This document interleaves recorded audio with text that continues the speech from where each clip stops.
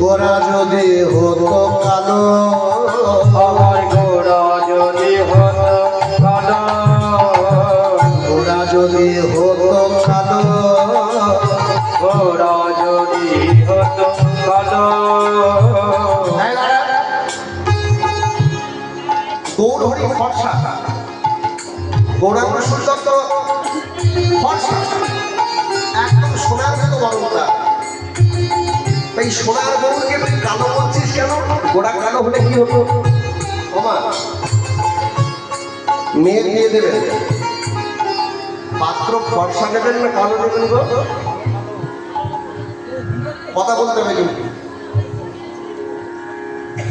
কালো পাত্র পছন্দ হবে না ফর্সা পাত্র পছন্দ হবে? হ্যাঁ ফর্সা। আরে কালোকে কেউ পছন্দ করে?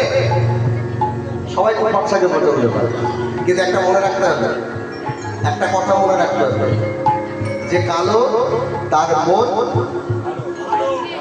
আর যে ফর্সা মারবে তার নাই মারবে।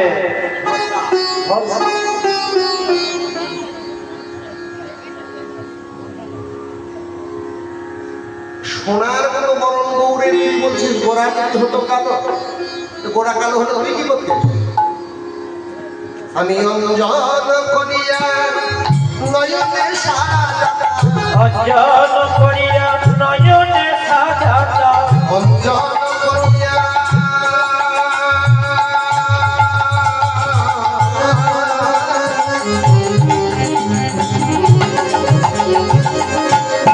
ওরে নাগরী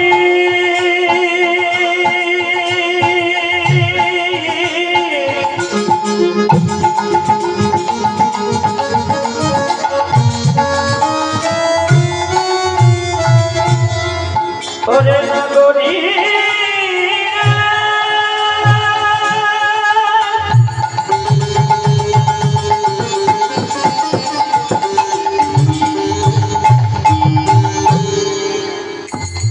ওরে নাগরী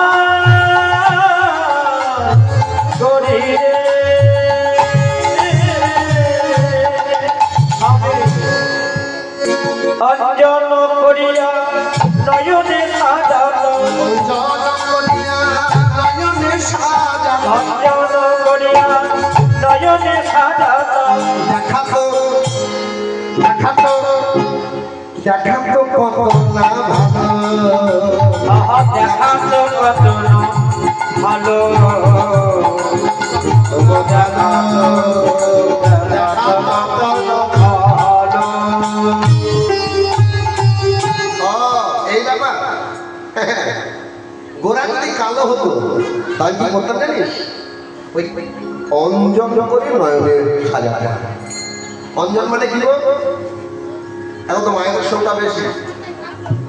হ্যাঁ আজকাল মায়েরা জানে। আচ্ছা দেখুন, কালোর যতই বদনাম করি, কাজল কিন্তু কালোই হয়। সোনালি কাজল করে কেউ কিন্তু ধরে না। আচ্ছা সোনালি কাজল করে কেউ, কাজল যদি সোনার মতো বরণ হয় দেখে ভালো লাগবে চোখে দিলে?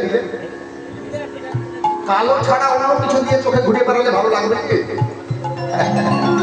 কাঞ্চন বলছে গৌর যদি কালো হতো তাহলে আমি অঞ্জন করে নয়নে সাজাতাম। এই কথাটা তাৎপর্য কি? এই তাৎপর্য গৌরকে আমি সবসময় নয়নে ধরে রাখতাম, আমি নয়নে কোণে সাজাইয়ে রাখতাম, আমি নয়নে কোণে সাজাইয়ে রাখতাম, নয়নে কোণে সাজাইয়ে রাখতাম, আমি নয়নে কোণে সাজাইয়ে রাখতাম।